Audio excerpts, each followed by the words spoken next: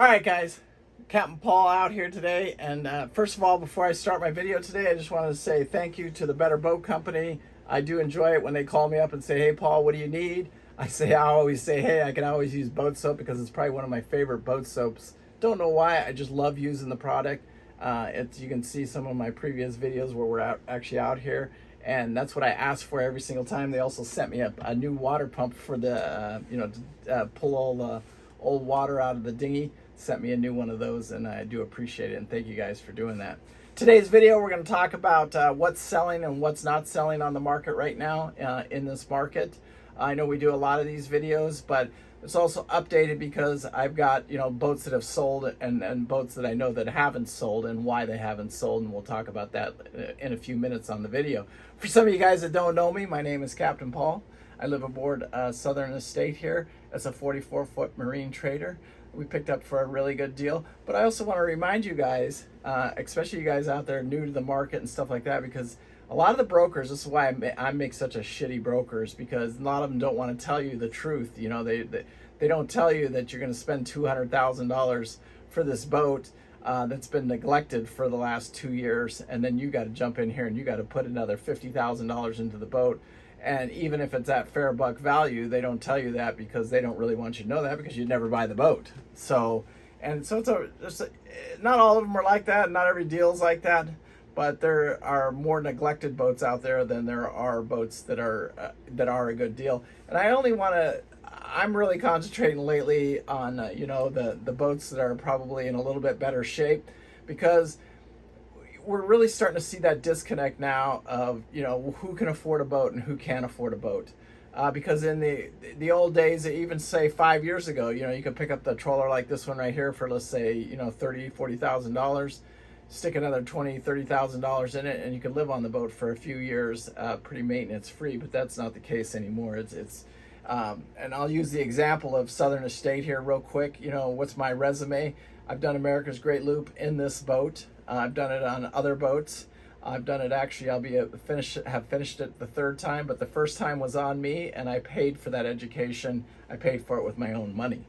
And that's why I'm here today, and that's why I consult on boats, is because I learned from my own education. And you can believe it or not, you don't have to. It's just, I just live it, so I know what it is. Out here in the Keys, it's very, very expensive. Half these guys, there's probably 5 guys living in their cars right behind me, right behind this boat right here. There's literally about 5 people that live inside their cars down here in the Keys because they have to. And, if you want to use a prime example of what happens on some of these boats right here is, okay, let's say I own, so we'll use my boat as an example. Here I make $25 an hour. I have no note, I have no nothing on this boat. It's paid for in cash. But I cannot afford to maintain this boat and keep the job that I have with Little Palm, because I'm a boat captain there, 100-ton boat captain, and they want to pay me $25 an hour. But the rent at this marina, I've told you guys this in the past, is $1,800 a month. I take home about $1,600 is what I see after taxes and everything in my check. So now I pay that, and then I have what out of my next check, I have another. I have to go into that check for $200. So now I've got about a $1,400 check where I've got to make it the rest of the week. That's paying car. I don't have car payments, but if I did have a car payment, if I had insurance, boat insurance, car insurance, gas. Anyway, that $1,400, you can see it be eaten up very, very quickly, and there'd be no maintenance for this boat right here. And that's a lot of the situation of what's going on, especially in the lower end market, I would say. So I'm seeing a lot of boats with a lot of neglect, and those boats don't sell. That's just the bottom line. And if they do sell, they got to sell at a very reasonable price where that neglect can be taken care of and the boat be brought back up to a standard.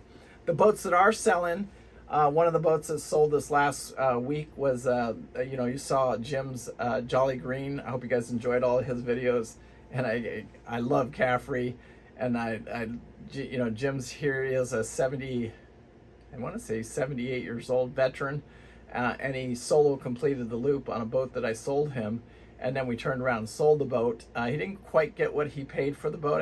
I want to say that he paid a year ago. He just bought, the timing was, he bought it in the hype of the market, We were able to get it for right around that $150,000 price range, and he sold it last week for $140,000. So he took a little bit of a hit on it, but he was still able to sell it because it's a freshwater, clean, still low hour Yanmar boat. And while he was on the loop, I had him do the 1,000-hour service on the engine, so it was a pretty easy sell, you know, for somebody, because it had good electronics on it, had updated electronics on it, good engine and good engine records, and he just put a brand new dinghy on it.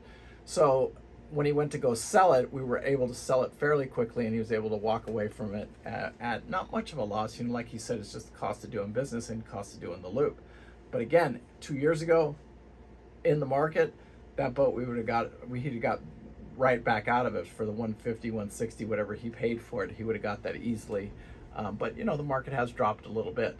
Another boat that's sold this week is the Grand Banks, the 42 Grand Banks, my yacht. Beautiful, beautiful boat. Probably one of the cleanest boats I've ever walked on. So happy to do that video, and I'm going to share that video with you guys soon. That boat actually sold. I'll just explain a little bit of the circumstances. You know, I was talking to the guy. He had that exact same boat under contract, and then I reached out to him when Tom called me and said, hey, I want to lower the price a little bit on the Grand Banks. And I said, okay. What did you have in mind? He told me, and then I was able to make a phone call that afternoon, and I told the guy, I'm just going to call him out by name, Jeff, you know, that maybe he should at least entertain the thought of going to look at this Grand Banks before he put this other boat, the other same exact boat, same year, put it under contract. I knew both boats, already knew them because I had talked to somebody, and I knew the one that he was looking at was an old charter boat that was in pretty rough shape. And when I say rough shape, the engine, it needed upholstery, it needed everything. And so at $135,000, where you could pick Tom's up for, you know, not much more than that. It was a little bit more than that, but not much more than that. I go, you should at least go look at it. So Jeff immediately after I shared the video that I just went and did with him privately, you guys haven't seen it yet, but I'm going to share it with you this next week or so. He saw the video, and he goes, he dropped what he was doing and just ran and went and looked at the boat. Him and Tom were able to negotiate a fair cash price on the boat, and he got a hell of a deal on the boat, and that boat sold this week. But again, it's super, super clean. I'll keep saying that over and over again. Another boat that sold this week. Okay, so then the Bayliner has also, we have an offer on it, but they still haven't come out and personally inspected the boat. He also had to drop the price on that little one, probably one of the cleanest engine rooms I've ever been on. So the theory and what's going on here is what's selling is the super clean stuff. What's not selling is the same thing in any market at a good, fair price. What's not selling is the overpriced, some of them, and I'm just going to use this as an example. Mark went out and looked at a 42 Grand Banks somewhere over in Jacksonville. He went and put it under contract. I think they were asking right at $220 for it, and that was about what the buck value was, somewhere right around there. It was maybe a little bit high. But just getting into the engine survey, things did not go well. You know, no 1,000-hour services, but the oil samples came back really pretty bad, actually. And so Mark just passed on the boat, and the owners come back and said, hey, would you entertain this offer? And Mark said, I'm not interested in the boat. So the boats that are not selling are the boats that have been neglected. And, you know, for me, this is just me personally, the first thing I do is go look in the engine room. If the engine room is clean, I've got a pretty good idea what I'm getting myself into. And it goes back to the basics. You know, do you walk in the boat? Do you smell diesel? Do you smell sewage? If you smell any of those things, you can just say, be polite, walk off the boat and say, have a nice day. If you don't smell any of those things, then pull the engine cover hatches. It's the first thing you need to go look at. And then you'll be able to look inside there and see, you know, what you're getting yourself into. If you're getting yourself into a mess, the engine room's in a mess. The boat's probably more than likely in a mess. Another boat that I looked at this week was a 50-foot, and this could be a reason that I sell Southern Estate, is this particular boat, because it's a 50-foot, it's a 3-cabin model, and all the stuff's been gutted out of it, and it has actually Ford Lehmans in it, and I actually looked at the engines, and they were in pretty damn good shape. We actually put an offer on that boat, and we'll see if it goes. If it does, hell, I might The problem is starting over again, because it's like Southern State is such a comfortable boat. Me and Pete live such a comfortable life on this boat. But would we like a 50-footer? Would we like to get up there a little bit bigger? Yeah, it would be freaking awesome, especially for what we're doing. We're just basically sitting here going out to the reef every once in a while. It'd be fun to have a little bit bigger boat. So if that one does come available, and then I was told, we'll see what happens with it. I can't make any promises with you, but that one could come on the market, and it'll come up very quickly, and it'll go very, very cheaply. It's a pretty cool, I'd say mechanically it's in pretty decent shape, but overall it's in pretty rough shape. So it's almost like me and Pete starting all over again with what we had in Southern Estate. There's a little example of, people say, yeah, you got an incredible deal on Southern Estate.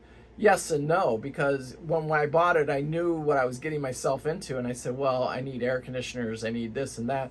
So just the initial, after the purchase, we stuck about, before we ever even left Delaware City Marina, I was in this boat for, besides the purchase price of the boat, I was in it for almost $40,000. That was before I ever left there. And that's the reality, and it wasn't even really neglect or anything. It was just, it needed new toilets, it needed new batteries, the bottom job had to be done. The amount of money it cost me to have the boat moved from Maine, which was only 500 miles, that still cost several thousands of dollars to have the boat moved from there over to where I was at. So some of you guys that have to move these boats long distances, like 1,000 miles, 2,000 miles, man, it adds up so quickly. It's literally, it's $1,000 a day for a captain, a mate, and almost for somebody that knows what they're doing, because it's $650 for the captain and $250 for the mate. So it's $650, $700, $800, it's $900. That's a fair price. And those guys, even if you started adding up their hours, they're on the boat 24 hours, 7 days a week. They never get off the boat until it's delivered.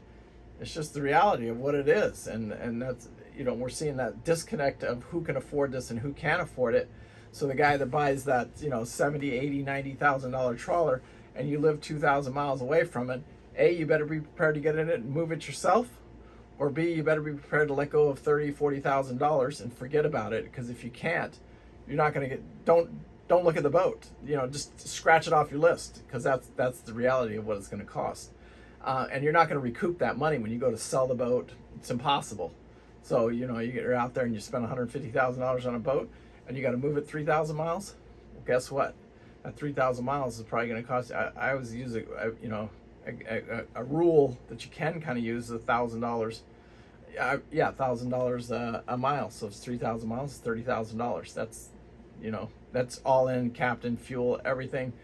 It's probably even a little bit more than that for it, because it depends on what kind of captain you get and stuff like that. Because when I was moving, especially last year when I was moving boats, we were getting some outrageous quotes, and that market has not changed. And with this economy and everything, the prices just keep going up, because they don't have any choice. If they want to keep up with inflation, they have to charge more. They can't be charging less.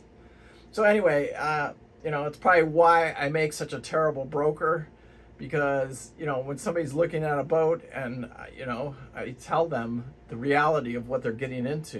Like, it's a beautiful boat, dude, and I love it, and but show me the 1,000-hour services on it. Okay, so there's $10,000. And they don't want to hear that. Nobody wants to hear that, I just bought this boat, I just spent $150,000 on it, and now I need to spend another $50,000 on it. Nobody wants to hear that. But that it's the reality of if you're lucky, if that's all you have to spend is $50,000 on the boat. I do a lot of consulting. I've been doing a lot of consulting. A lot of you guys try and do this on your own. And sometimes you don't want to hear what I have to say, or even the guy that you hired as a consultant, because nobody wants to know the truth, because the truth hurts, but also the truth can set you free. Because if you're going to buy this boat and let's say $150,000, then you got to stick another $50,000 on it, and then it costs another $30,000 or $40,000 to move it to you. Then you're probably not going to buy the boat. But you're also going to be pissed off because you didn't buy the boat. But then, in the end, you would come up and kiss me. In the beginning, you're going to hate me. And it's just, that is what it is. I mean, I can't help that. I wished I could, but you know, this is not, it's not funny anymore. It's not, you know, it is what it is. Anyway, I'm getting ready to go show a boat. Actually, I'm going back down to my home state, going over to Sam. We got a 55 Viking over there that we're going to show. And again, you know, it's a very expensive boat. It's going to be expensive to operate. But I hope I get some good video while I'm down there and show you guys some nice, decent, clean boats while I'm there. And we'll see, you know, if there's anything there we're shooting, I'll show it to you. I can't wait to show you I do have a video out there that I can't release yet, just because we want the deal to be completely closed, and then I have to get permission now because it's not that easy. I've already been sued a few times, so I've got to be careful what I say and how I bring any boat or any person into the channel anymore, because you know, we just live in, that's the society and the world that we live in now. So it's not that easy. Some guys, oh, you get bored just looking at some dumb old man, you know, talking about his boating and his boating experience and stuff like that. But I got to be careful. I can't bring the next man into it because he doesn't want to be in the video. And so anyway, it is what it is. Anyway, I do appreciate you guys. Anybody needs any help, just please reach out. I mean, I answer my phone.